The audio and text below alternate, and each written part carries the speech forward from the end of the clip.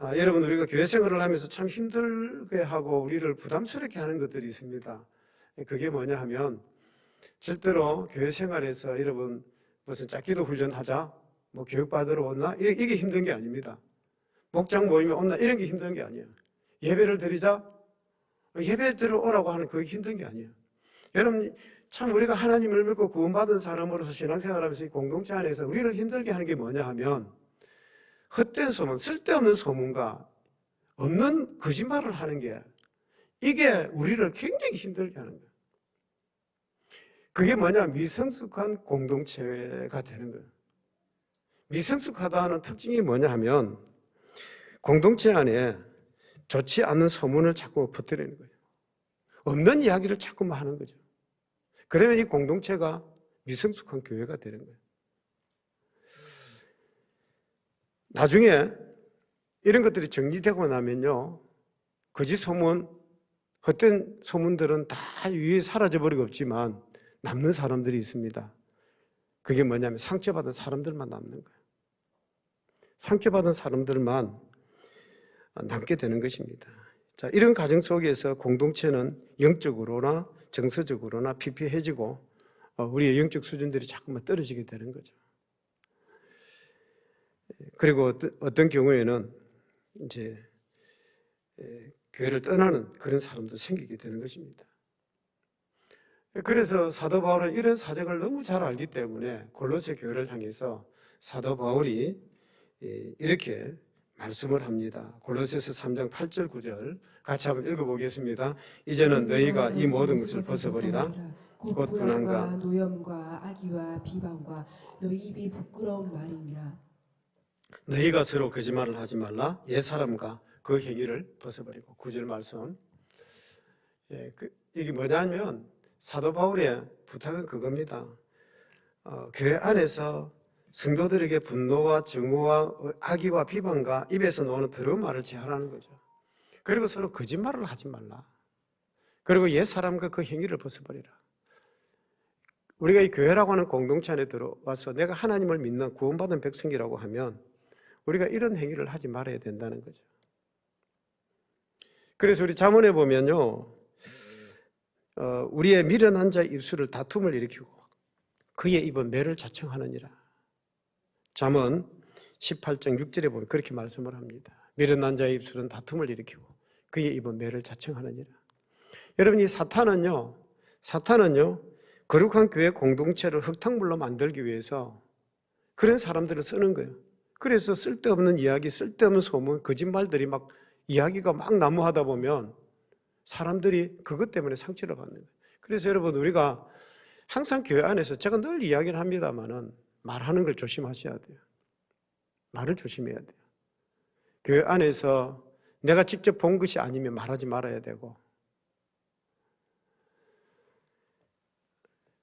말이 성숙해야 인격과 신앙도 성숙해지는 것입니다.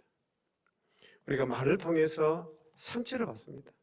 그래서 우리가 말을 참 이렇게 좀 성도들 이렇게 만나서 이야기할 때도 정말 품이 있는 말을 좀 하면 좋을 것 같아요.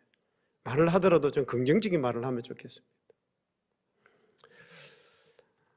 네덜란드에 그 유명한 화가가 한 분 계십니다. 렘브란트라고 하는 화가인데, 이 렘브란트라는 화가는요, 인물도 잘났지만 참 이분에 특별한 재주가 있습니다. 그림을 너무 잘 그리는 거예요. 그래서 재산도 많이 모았고 부귀와 명성도 함께 가진 그런 사람이었습니다. 그리고 결혼해서 정말 아름다운 여인을 만나서 그렇게 살아가는데 이 가정에 뭐가 없느냐 하면 자녀가 없는 거예요. 그래서 이 렘브란트는 참 하나님 앞에 그 아내를 사랑하면서 그렇게 자녀를 갖기를 원했지만 끝내 자녀가 생기지를 않았습니다. 그러다가 자기 아내가 결국 세상을 떠나버리게 된 거죠. 아내가 세상을 떠나고 난 다음에 렘브란트의 마음에 뭐가 생겼느냐 하면 낙심과 절망이 확 다가오는 겁니다. 그리고 그림을 그리는 것도 포기를 해버렸어요. 이런 그림을 그려서 뭐 하냐고. 붓을 막 던져버리고 부숴버리고 그랬습니다. 자, 그런 삶을 살아갈 때에 친구가 그를 교회로 인도를 합니다. 우리 교회 같이 나가자.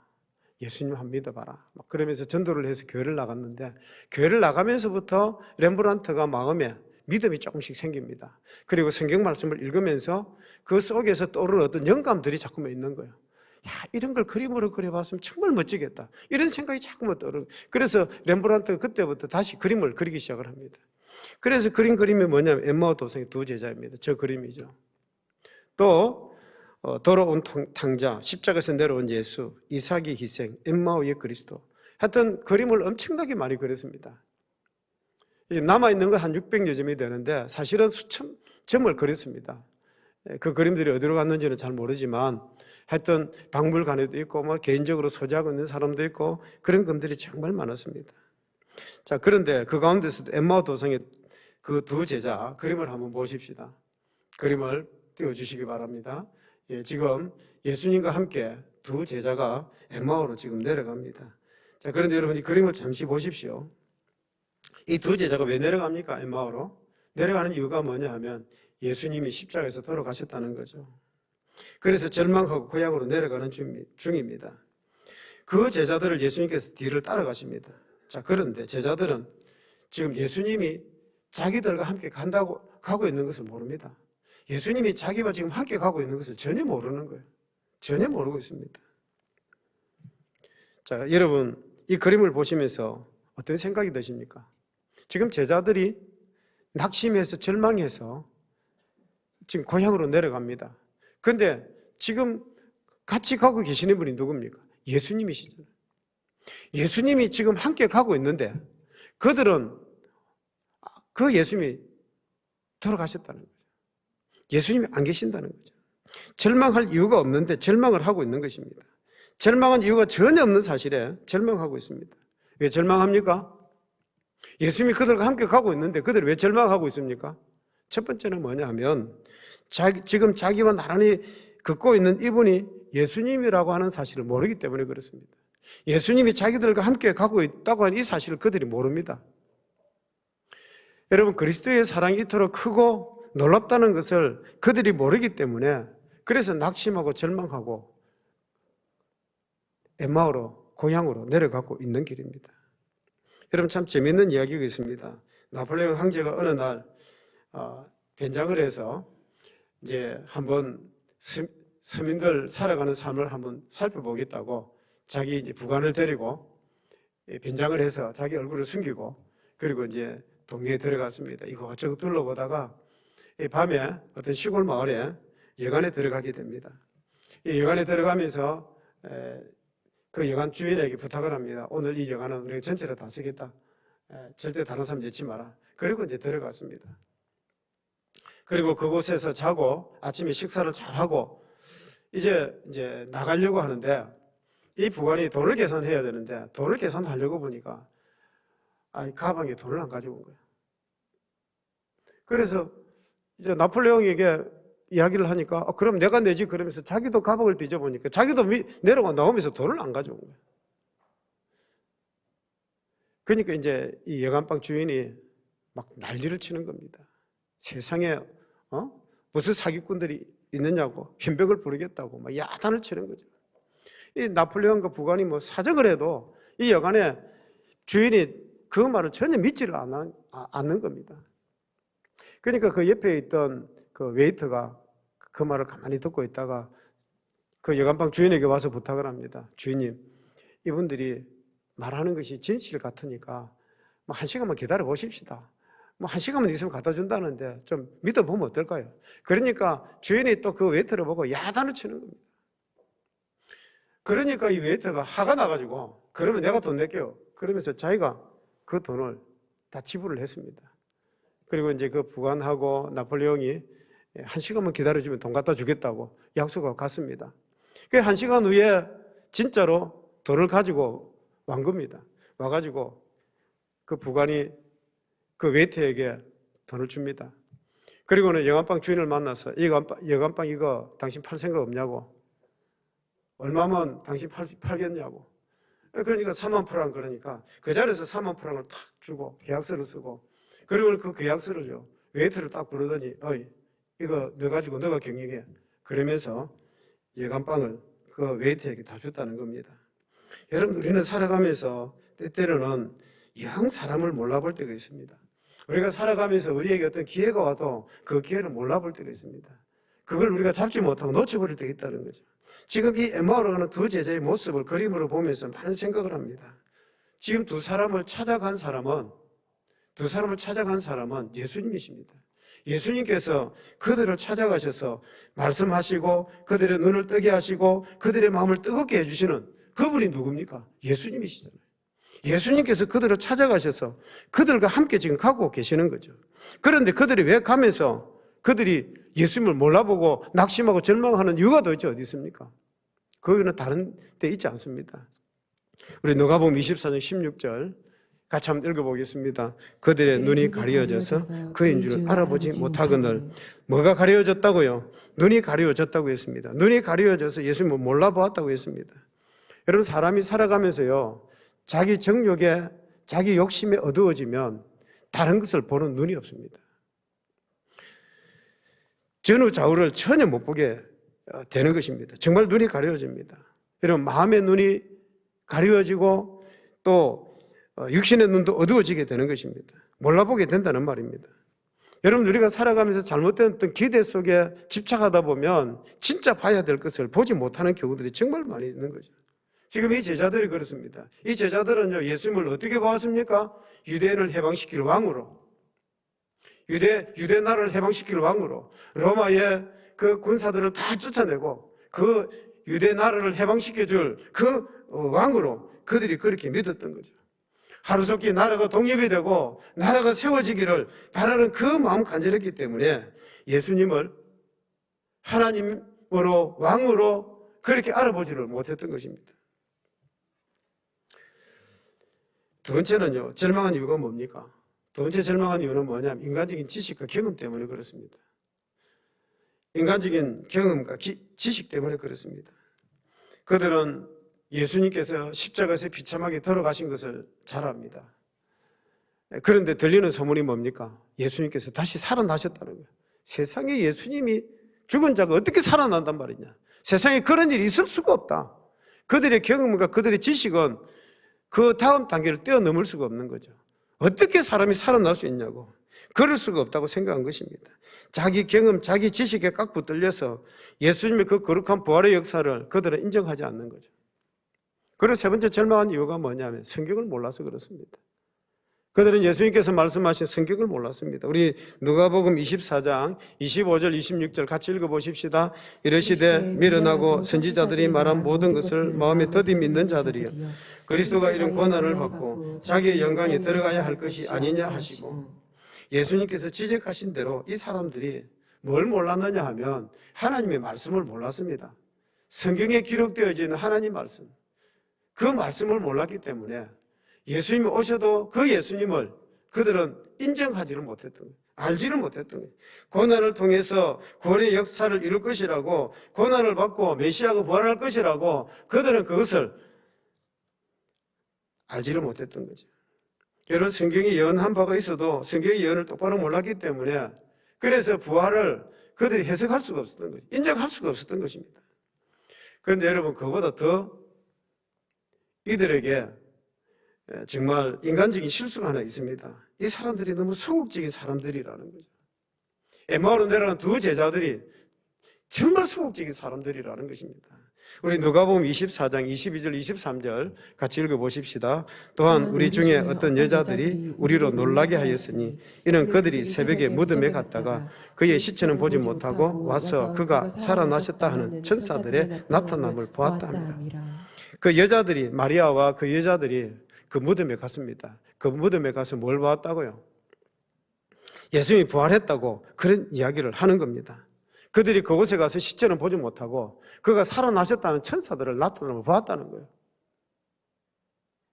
자, 그런 이야기를 들었을 때 그 엠마오로 내려간 두 제자들이 그렇다면 그게 진짜인가? 사실인가 싶어서 그들이 재빠르게 무덤에 가봐야 되지 않습니까?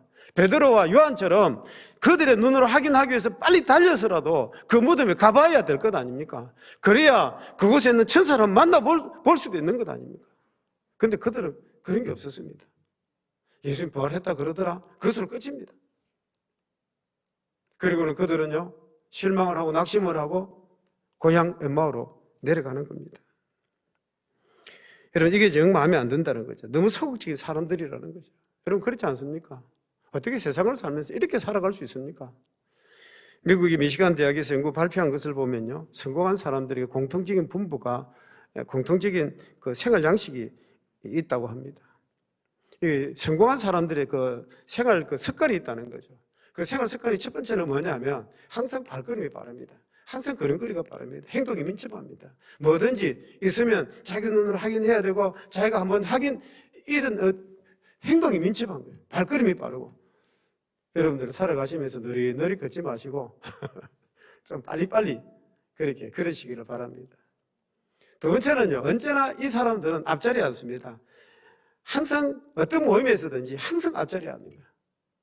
그리고 무슨 질문할 것을 물어보고 질문하고, 항상 자기의 어떤 지식도 얻고.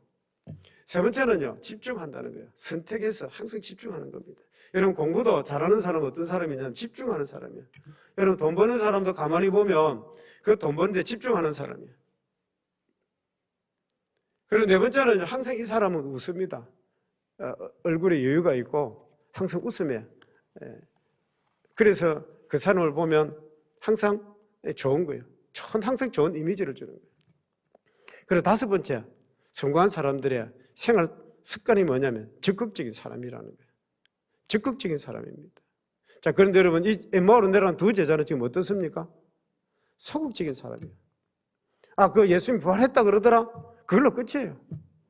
그리고는 뭐 이제 우리나라 유대나라 독립할 기회가 없겠구나, 이제는 끝났구나, 그러면서 그냥 내려가는 거예요.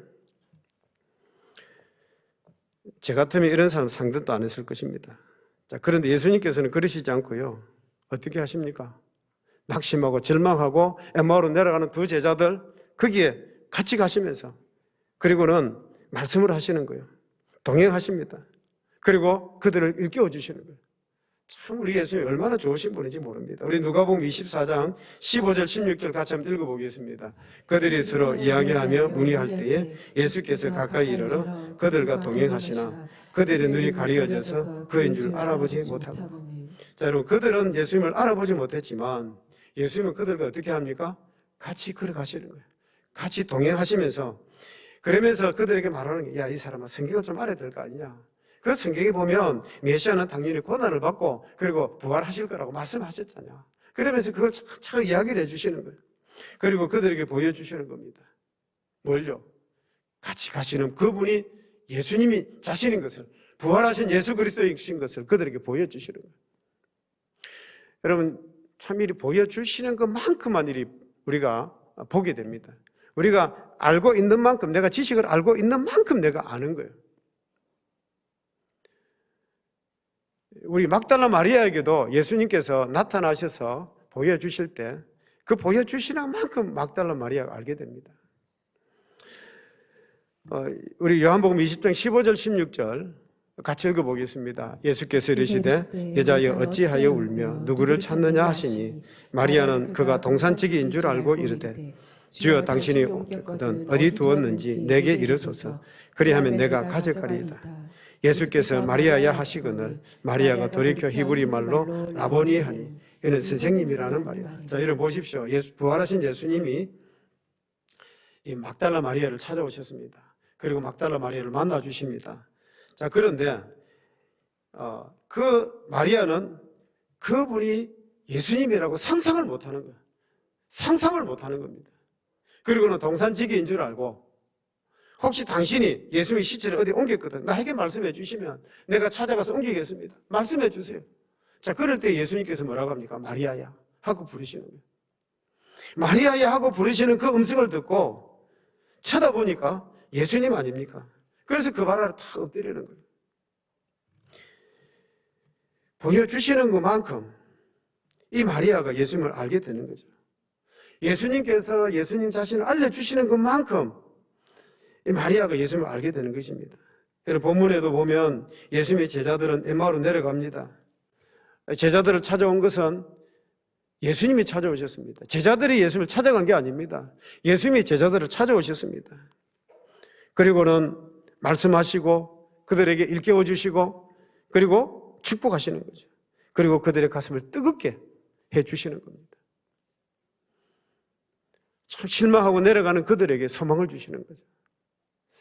이스라엘의 수상 중에 골다 메기아라는 수상이 계셨습니다. 이분의 한 명언이 있습니다. 우리의 실망은 하나님의 소명이다. 우리의 실망은 하나님의 소명이다. 우리가 실망할 때 하나님께서 우리에게 말씀하신다는 거죠. 여러분, 우리가 살아갈 때 어떤 때는 낙심이 되고 절망이 되고 이렇게 우리가 살아갈 수 있을까? 힘들 때, 그때 여러분 하나님 앞에 나와서 기도하면 그때 하나님께서 우리에게 은혜를 주시는 거예요. 우리에게 말씀을 해주시는 거예요. 주의 음성을 들을 수가 있는 것입니다. 실망하고야 주의 음성을 들을 수가 있습니다. 그래서 여러분, 우리가 살아가다가 어떤 때는 그런 때가 올 때에 주님 앞에 나와서 기도할 수 있는 여러분 되시길 주의 이름으로 축복합니다. 철학자 임마누엘 칸트는요, 세 가지 행복을 말하고 있습니다. 그게 뭐냐? 첫 번째는 할 일이 있는 사람은 행복하다는 거예요. 여러분, 나이가 들어가면서 일이 없으면 참 나이가 들어가면서 일이 없으면요, 사람이 추해집니다. 그래서 나이가 들어가더라도 뭔가 일을 자꾸 할 수 있는 걸 찾아야 돼요. 뭔가 찾아야 됩니다. 하다못해 폐지를 주어서 뭘 하더라도 할 일이 있어야 돼요. 두 번째 행복한 사람은 어떤 사람이냐면 사랑할 대상이 있는 사람이에요. 사랑할 대상이 있는 사람이에요. 내가 사랑할 수 있는 사람, 그 사람이 아내이든지 자녀이든지 누구든지 사랑할 수 있는 사람. 세 번째 행복한 사람이 누구냐 하면 소망이 있는 사람입니다. 희망이 있는 사람입니다. 기대가 있는 사람입니다. 그러면서 이렇게 말을 합니다. 앞을 내다볼 수 있는 소망을 가진 사람은 할 일도 알게 되고 사랑의 대상도 찾을 수 있게 된다. 그렇게 말을 합니다. 무슨 말이냐? 소망이 있는 사람은 자기가 할 일을 알게 되는 거예요. 내가 뭘 해야 될까? 사랑의 대상도 찾게 된다는 거죠. 문제는 뭐냐면 소망입니다. 내게 과연 희망이 있느냐, 기대가 있느냐는 거죠.